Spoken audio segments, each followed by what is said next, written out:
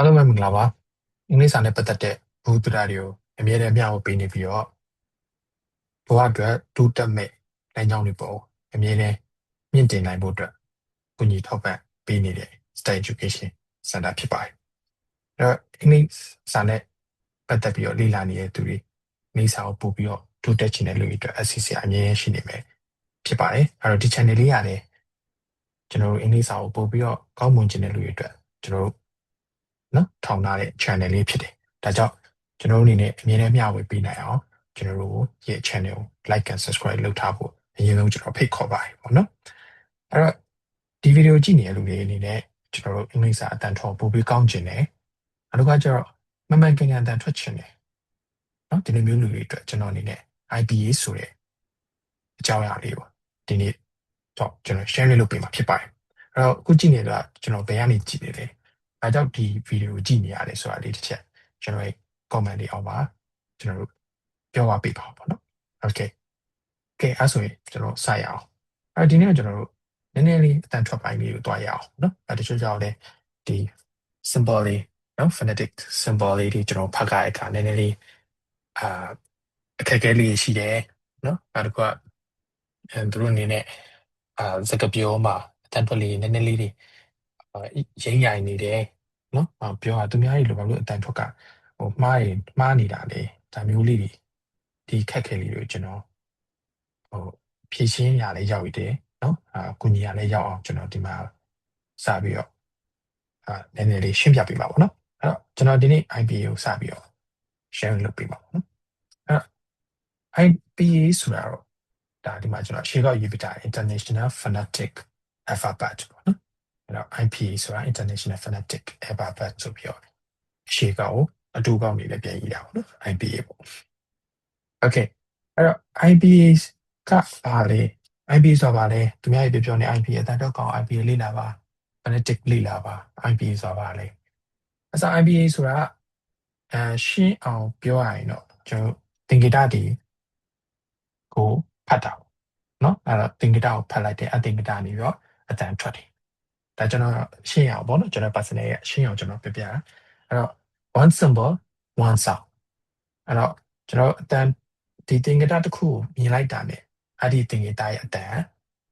ကိုတစ်ခါရဲ့သိထားတယ်တော့တစ်ခါကြီးချက်ထားမယ်နော်အဲ့တော့သင်္ကေတတွေကထွက်တဲ့ဒီအတန်အတွက်တွေကလုံးဝပြောင်းလဲခြင်းမရှိကျွန်တော်ဒီ spelling ဖြစ်တဲ့ကျွန်တော်ဒီစကားလုံးတွေကတော့ပြောင်းလဲမှုရှိတယ်စကားလုံးတွေပြောင်းတယ်နော်အဲစကားလုံးကို spelling ပြောင်းတယ်ဒီလိုမျိုးပြောင်းပြီးတော့လည်းကျွန်တော်တို့အတန်ထွက်တွေပြောင်းတချို့က spelling မပြောင်းမနဲ့အတန်ထွက်တွေပြောင်းတယ်ဒါမျိုးတွေရှိတယ်ဒါပေမဲ့ IPA မှာကျတော့ဒီ symbol တွေ့ရင်ဒီအတန်ထွက်ဒါအလုပ်ထိသူက reliable ဖြစ်တယ်ဒါကြောင့်ကျွန်တော်တို့ IPA ကိုပို့ပြီးတော့တင်တာ IPA ကပို့ပြီးတော့အတန်ထွက်ကောင်းစေတယ်ပေါ့နော် Okay အဲ့တော့ကျွန်တော်ဒီမှာဆိုရင် IPA မှာ IPA တင်ရတဲ့အကြောင်းရင်းပေါ့ IPA တင်ရင်ကျွန်တော်တို့ကဒီ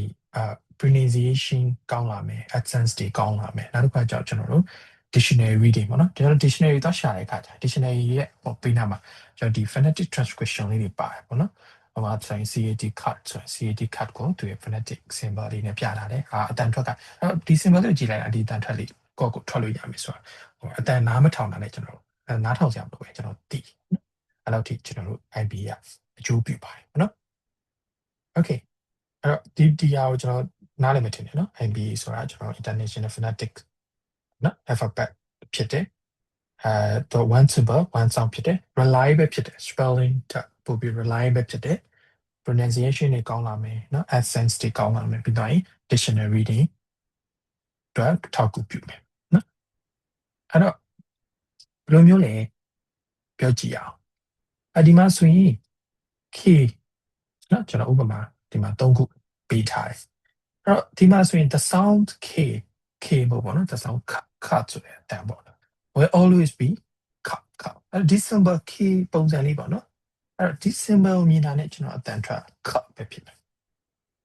နော်အဲ့တော့ဘယ်မှာပဲထက်တယ်ဘယ်စလုံးမှာပဲကျွန်တော်မြင်အဲ့အတန်အဲ့ symbol မြင်တာနဲ့အဲ့အတန်ကိုကျွန်တော်တို့ကလုံးဝထွက်မယ်CAT ဆိုရင်သူရဲ့ဒီမှာ phonetic transcription လေးပေးထားတယ် phonetic နဲ့ဒီ IPA အမှတ်သားလေးပေါ့နော် symbol လေးနဲ့ပေးထားတယ်ဒီမှာ symbol 3ခုပါတယ် cup ပါတယ် up ပါတယ်နော် up ပါတယ်ပြီးသွားရင် cut ဆိုတာပါတယ်အဲ့တော့ cut ဆိုတော့ cut နော် cut ဒီလိုမျိုးလေးထွက်မယ်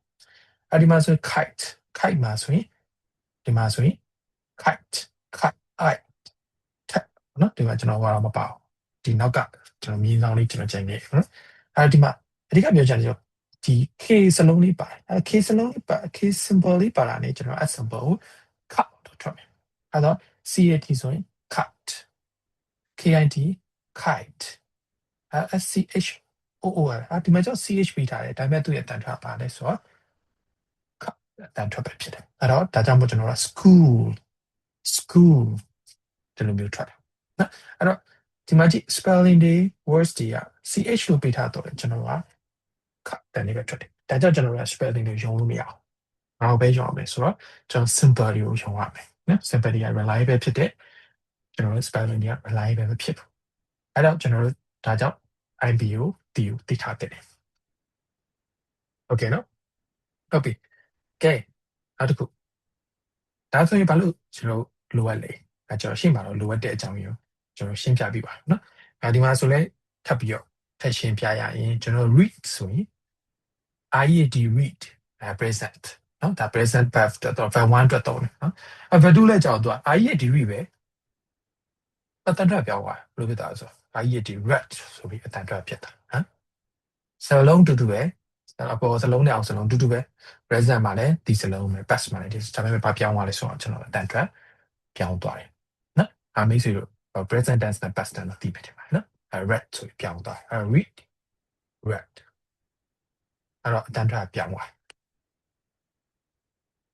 အဲ့တော့ MBA ကျွန်တော်တို့သိထားမယ်ဆိုရင်ခုနပြောတဲ့ pronunciation တွေ accent တွေ dictionary အတွက် reading အတွက်ထောက်ကူပြုမယ်နောက်ကကျစကားလုံးတစ်လုံးကအတန်ဘယ်လိုထွက်လဲဆိုတာကိုကျွန်တော်သိချင်တာသိမယ်နော်ပြီးသွားရင်ကျွန်တော်တို့ရဲ့ pronunciation ကောင်းလာမယ်ဒါပြောပြီးသားနော်ပြီးသွားရင် dictionary ပြနော်ခုနကပဲကျွန်တော်ပြန်ပြောရအောင်အဲ့တော့ဒါကြောင့် IB ကကျွန်တော်အနေနဲ့လေ့လာဖို့လိုရပေါ့နော်အဲ့တော့အဲ့ဒီမှာကျွန်တော် example လေးနဲ့ထပ်ပြီးတော့ပြောရပေါ့နော်အဲ့တော့ဒီမှာ cut ဆိုရင် IB မှာဆိုရင်ဒီလိုပြထားမယ် cut ဆိုပြီးတော့ပြထားမယ်အဲ့လိုပဲ that tells you k cut sound နဲ့ vowel sound ဖြစ်တဲ့ at ပြီးသွားရင်ဒီမှာ t sound ပေါ့နော်အဲ့တော့ symbol 3ခုပါတယ်အ symbol 3ခုကလည်းအတန်တစ်ခုချင်းကိုပြောပြတယ် cut cut ဒီလိုမျိုးဖြစ်သွားတယ်ဒါပေမဲ့ဒီ UT cut ကြတော့ကျွန်တော်အလဲရ symbol လေးတစ်ခုပြောင်းသွားတယ်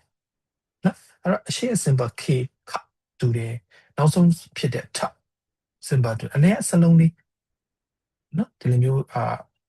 အပေါ်ပေါ့နော်ဒါကြတော့ဘယ်လိုပြောရမလဲနော်အဲ့လိုမျိုးပုံစံလေးပြောင်းထားတဲ့အခါကျရင်ကျွန်တော်အတန်ထွက်မတူတော့ဒီမှာ cut ကနေဒီမှာကြောက်ဒီရဲ့အလေကတင်ငေတာရဲ့အတန်cut ဆိုတဲ့အတန်ပဲ cut ဆိုဖြစ်တာခရဲ့အရဲ့ type ပေါ့နော် cut ဆိုဖြစ်တာမတူတော့ cut CUD cut CUD cut နော်ဆိုမြန်မာလေးဆိုရင်ကျွန်တော်ဒီမှာ app ပေါ့နော်ကျွန်တော်ဒီအချီထိုးတဲ့ app ဒီလိုမျိုးအတန်ပေါ့နော် app cut ဆိုဖြစ်တာဒါကြောင့်ကျွန်တော် symbol လေးတစ်ခုကကျွန်တော်ရဲ့အတန်ထွက်တစ်ခုကိုချိန်ပေးနိုင်တယ် okay နော်အဲ့တော့ကျွန်တော်ဒီနေ့ကတော့ IB ကိုကျွန်တော်နည်းနည်းလေး intro ဝင်တာပေါ့နော် IB ကိုပို့ပြီးစိတ်ဝင်စားအောင်ကျွန်တော် intro ဝင်ပေးတာ IB ဆို international phonetic phonetic alphabet ဖြစ်တယ်ပေါ့နော်IB ကိုသိထားရင် pronunciation ကောင်းလာမယ် accent ကောင်းလာမယ်ပြီးတော့ dictionary တွေပို့ပြီးတော့ဖတ်တာလားလွယ်လွယ်ကိုဖတ်တာလားမယ်အတန်တစ်ခုကဘယ်တော့မှမချိန်ဘူး spelling တွေကယုံလို့မရအောင် okay ဒါတော့ IB ရဲ့အနေချုပ်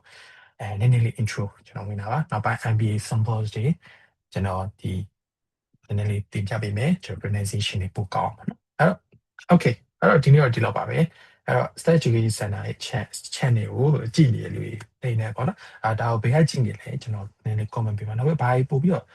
ကျွန်တော် video တွေလုပ်ပေးဖို့လုပ်တယ်နော်အဲ့ဒီကျွန်တော်သိချင်ပါနောက် video မှာကျွန်တော် phonetics တွေပေါ်အတူတူပြန်လာပါမယ် okay အားလုံးပဲဘိုင်ဘိုင်ပါ stay safe